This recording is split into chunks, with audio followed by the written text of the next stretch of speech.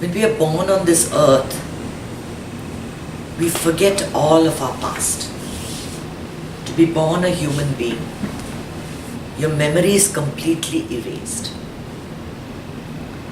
Glimpses of your past will come back to you only when you get back to your source. So when they do that past life regression, it's a very slow process where they slow down your thoughts. You get into that very deep, relaxed state, and then certain memories come up. Rama was also human. He was born a human being. And as a child, he was unaware of his own divinity. He had no idea what his purpose was and what he had to do. So he's in a state of complete depression, not knowing where to go, where to move, what to do. And Vasishta talks to him, tells him the essence of everything. Essence of everything. This is the book. It's an amazing translation by Venkateshananda. And it's one of the, it's a must read if you're on a spiritual path, but not everyone gets to it or gets through it, or understands more than maybe 10% or 20%, or some may understand it totally. But it's just beautiful. So this is one passage where Rama is asking, why do we need to meditate? What is the whole purpose of this?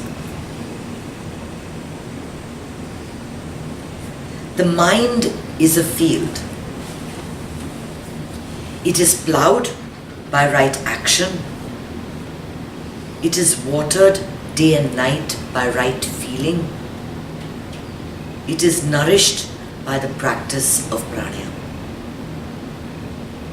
On this field known as the mind, the seed known as samadhi, which is turning away from the world, falls of its own accord when one is alone in the forest known as wisdom. So samadhi comes on its own when you are soaked in wisdom.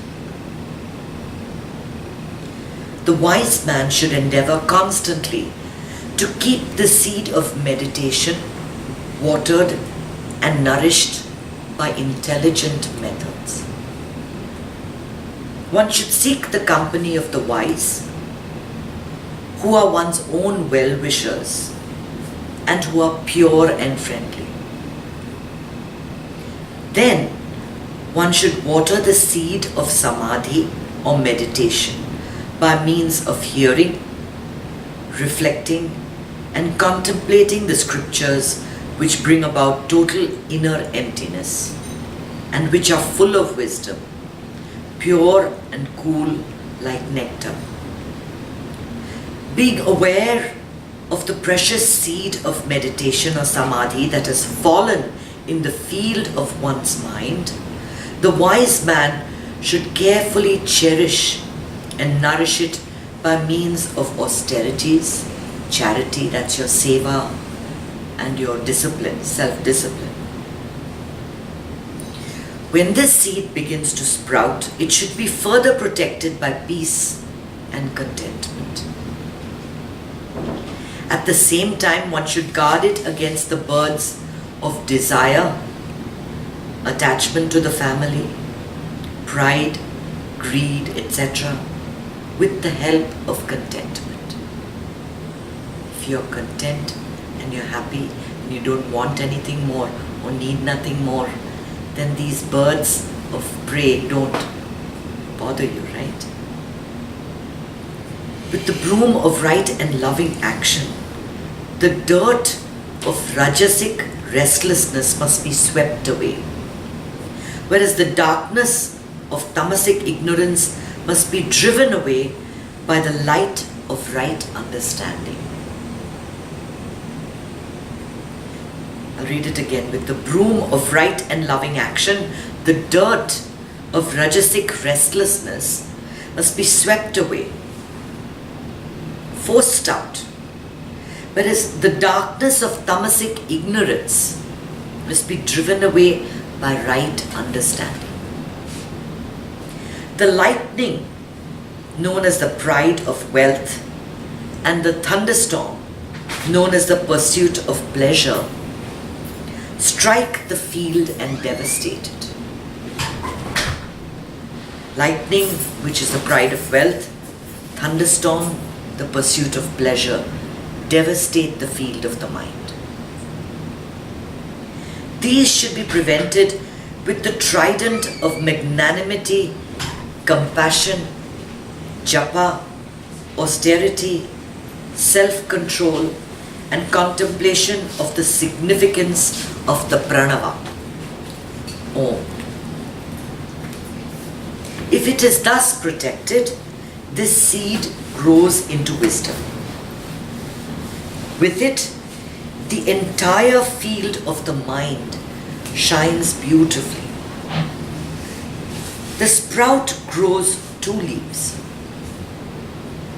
One is known as a study of the scriptures, and the other is satsanga, the company of wise men. Soon, it will grow the bark, known as contentment, with the sap, known as dispassion or uncoloredness of mind. So the bark is that of contentment, the sap is that of uncoloredness of mind, which is called dispassion, vairagya. Fed by the rain of scriptural wisdom, it will soon grow into a tree. Then it is not easily swayed, even if it is shaken by the monkeys, known as raga dvesha, attraction and aversion, cravings and aversions. Those are the monkeys in your mind that pull you in either direction. Then there arise in the branches known as pure knowledge, which reach out far and wide, clarity of vision, truthfulness, courage, unclouded understanding, equanimity, peace, friendliness, compassion, fame are its other branches that arise when one is fully established in dhyana or meditation. The tree of meditation casts a cool shade in which all desires and cravings come to an end, and all the burning distress ceases. Meditation expands the shade of self-control which promotes steadiness of the mind. Expands the shade of self-control which promotes steadiness of the mind.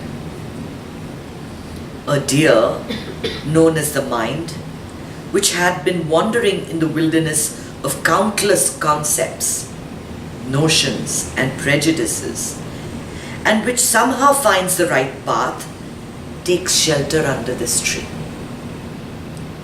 This deer is pursued by its many enemies, who covet its hide or its covering. It hides itself in thorny bushes known as the body, in an attempt to save itself. All this effort wears out its energies, running hither and thither in the forest of samsara, harassed by the winds known as vasana or latent tendencies, and scorched by the heat of the ego sense. The deer is afflicted by interminable distress. The deer is not easily satisfied with what it gets. Its cravings multiply, and it continues to go far in search of satisfaction of those cravings. It gets attached to the many pleasure centers known as wife, children, etc. And it wears itself out in looking after them. It is caught in the net of wealth and it struggles to free itself. In this struggle, it falls down again and again and injures itself. Borne down by the current of craving, it is carried far away. It is haunted and hunted by innumerable ailments. It is also trapped by the different sense experiences. It is bewildered by its alternate rise to the heavenly regions and its fall to the hell. It is crushed and wounded by the stones and rocks known as mental modifications and evil qualities. To remedy all this, it conjures up by its own intellect various codes of conduct, which prove ineffectual. It has no knowledge of the self or of infinite consciousness.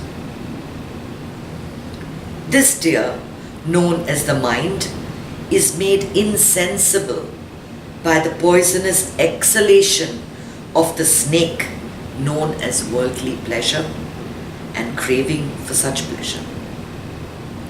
It is burnt by the fire of anger. It is dried up by worries and anxieties.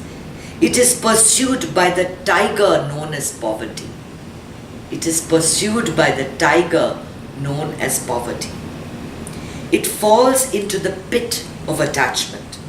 Its heart is broken by the frustration of its own pride. At some stage, this deer turns away from all this and seeks the refuge of some tree, already described, the tree of meditation. And there it shines brightly. Supreme peace or bliss is not attained in any other condition but the unconditioned state of consciousness. And this is attained only in the shade of the tree known as samadhi or meditation. Thus, having obtained rest, the deer delights itself there and does not go elsewhere. After some time, the tree known as meditation or samadhi begins to yield its fruit, which is the revelation of the Supreme Self.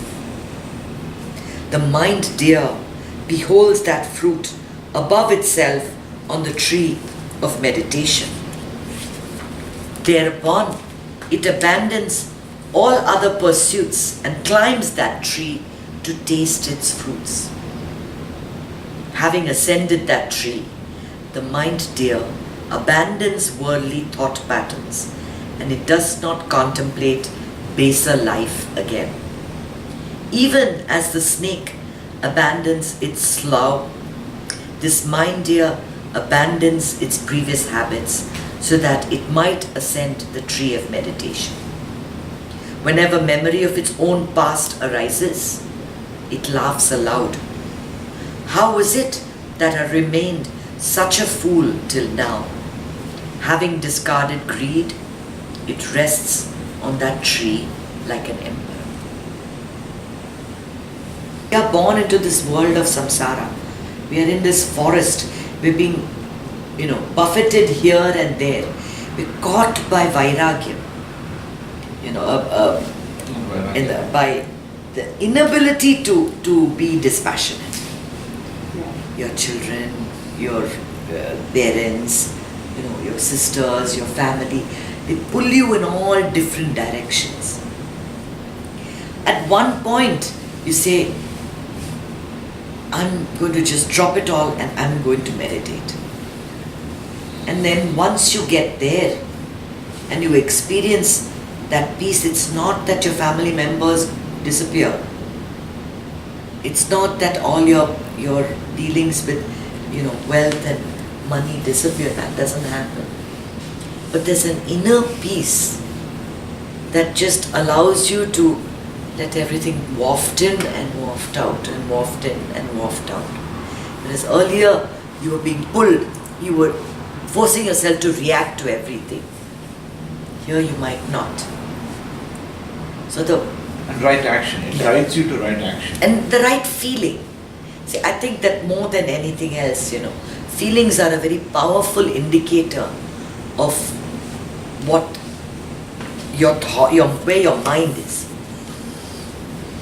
When you feel unsettled, when you feel that restlessness, the deer, what is the main thing that it has? Restlessness. The mind is just going from here to there, here to there, here to there. Then that feeling is there of peace, that I am happiness, I am joy, I am abundance. I have everything that I seek. My life is beautiful right here, right now. When you get that feeling, that's why I tell you, it's so important to take a happiness decision.